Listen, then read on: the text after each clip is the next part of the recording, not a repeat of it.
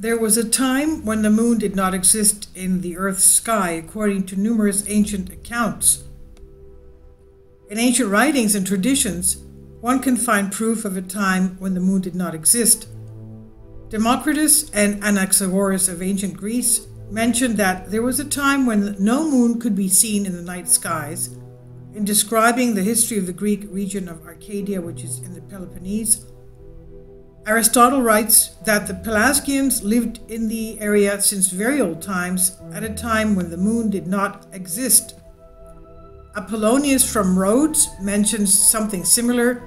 He talks about a time when not all of the celestial objects existed in the sky, before the time of Deucalion, which is Noah.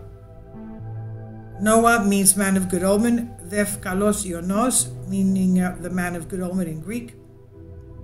Deucalion and his wife Pyrrha's generation before the cataclysm of the Great Flood, when the moon did not exist, and the only humans that existed were the Pelasgians living on the mountains of Arcadia, which is a region in Greece. These inhabitants of Arcadia were also known as prosellenes, meaning those that were before moon in Greek. In Plutarch's work Morals, we find the following. Quote, "There were Arcadians of Evander's following, the so-called pre-lunar people, or the prosellenes." End quote. Similarly, Ovid wrote, "The Arcadians are said to have possessed their land before the birth of Zeus, and the folk is older than the moon." End quote. Stephanus of Byzantium wrote, "Arcadians and females both exist before the moon." Hippolytus refers to the legend that Arcadia brought forth Pelasgus of greater antiquity than the moon. Kindly support my Patreon account since YouTube has again demonetized my YouTube channel. The daily posts are 5 videos daily, and they are totally different from what I have on my YouTube channel. Thank you so much for your support and that you find all my content so interesting. You'll find the Patreon account details in the description box below. We have a reference to Pelasgus in the Old Testament, the book of Genesis. That's when the earth started dividing. Now, going back to this, Lucianos, in his astrology, says that the Arcadians affirm in their folly that they are older than the moon.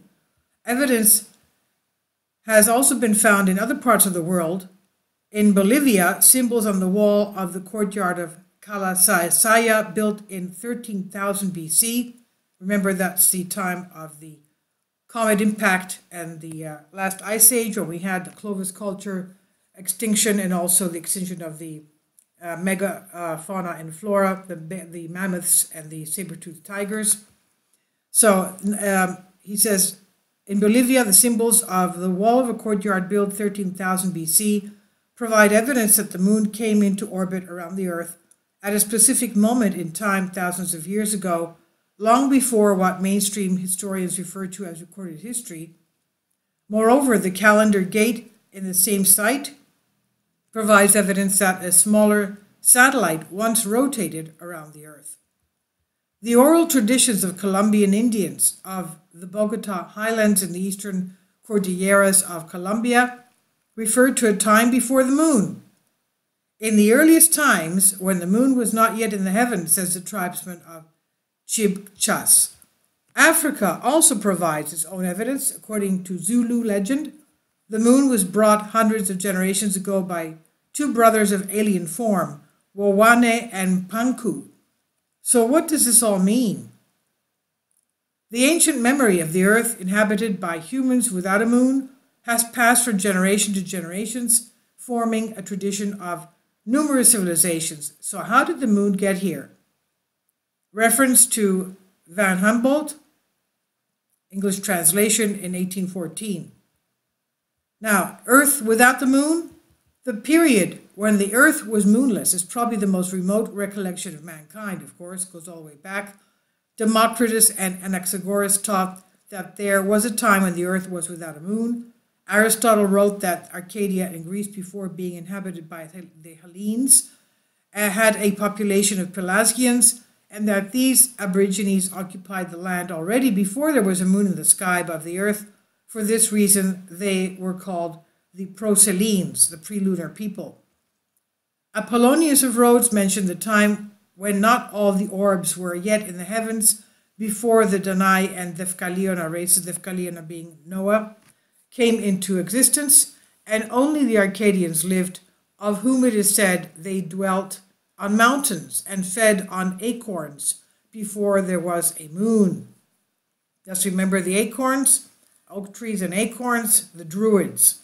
Dris, the ancient Druid word, comes from the word Dris in Greek, and there were a lot of Druids. There were pagans, of course, before Christianity spread throughout Europe. There was Druids, the religion of Druids.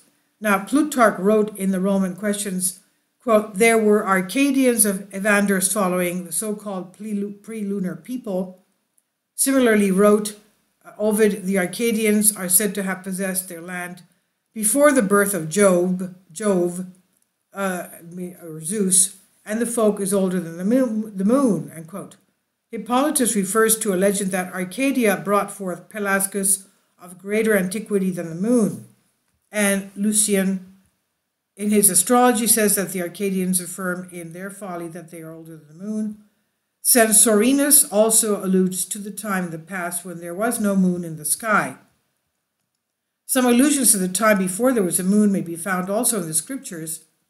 In Job 25:5, the grandeur of the Lord, who, quote, makes peace in the heights, end quote, is praised, and the time is mentioned, quote, before there was a moon and it did not shine, unquote.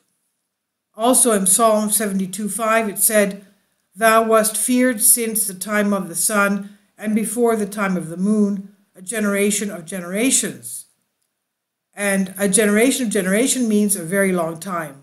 Of course, it is of no use to counter this psalm with the myth of the first chapter of Genesis, a tale brought forth from exotic and later sources. The memory of a world without a moon lives in oral tradition among the Indians. The Indians of Bogota highlands in the eastern Cordilleras of Colombia relate some of their tribal reminiscences to the time before there was a moon.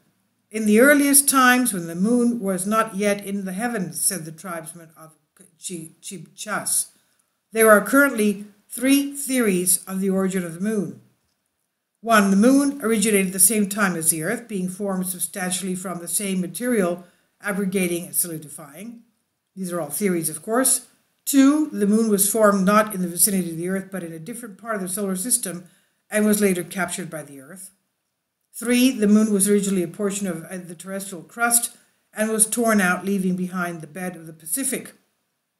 All 3 theories claim the presence of the moon on an orbit around the earth for billions of years. Mythology may supply each of these views with some support. Genesis for the first view, the birth of Aphrodite from the sea for the third view. Aphrodite's origin in the disruption of Uranus, and also the violence of the sun, the Babylonian moon, seems to support the second view. Since mankind on both sides of the Atlantic preserved the memory of a time when the earth was without a moon, the first hypothesis, namely of the moon originating simultaneously with the earth and in its vicinity, is to be excluded, leaving the other 2 hypotheses to complete between themselves. Now, we have seen that the traditions of diverse people offer corroborative testimony to the effect that in a very early age, but still in the memory of mankind, no moon accompanied the earth. Since human beings already populated the earth, it's improbable that the moon sprang from it.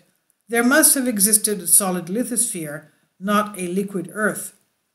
Thus, while I do not claim to know the origin of the moon, I find it more probable that the moon was captured by the earth, and such an event would have occurred as a catastrophe. If the moon's formation took place away from the earth, its composition may be quite different. There is no evidence to suggest whether the moon was a planet, a satellite of another planet, or a comet at the same time of its capture by the earth. Whatever atmosphere it may have had was pulled away by the earth by other contacting bodies or dissipated in some other way. Since the time of the moon began to accompany the earth, it underwent the influence of contacts with comets and planets that passed near the earth in subsequent ages. The mass of the moon being less than that of the Earth, the moon must have suffered greater disturbances in cosmic contacts. During these contacts, the moon was not carried away. This is due to the fact that no body more powerful than the Earth came sufficiently close to the moon to take it away from the Earth for good, but in the contacts that took place, the moon was removed repeatedly from one orbit to the other. The variations in the position of the moon can be read in the variations in the length of the month. The length of the month repeatedly changed in subsequent catastrophic events, and for this there exists a large amount of supporting evidence. In these later occurrences, the moon played a passive role, and Zeus in the Iliad advised Aphrodite to stay out of the battle in which Athena and Ares, that is Venus and Mars, were in the main contestants. A reference from various ancient texts here. The source is varchive.org, and this on Humans Are Free. Please leave your comments, and thank you for your support.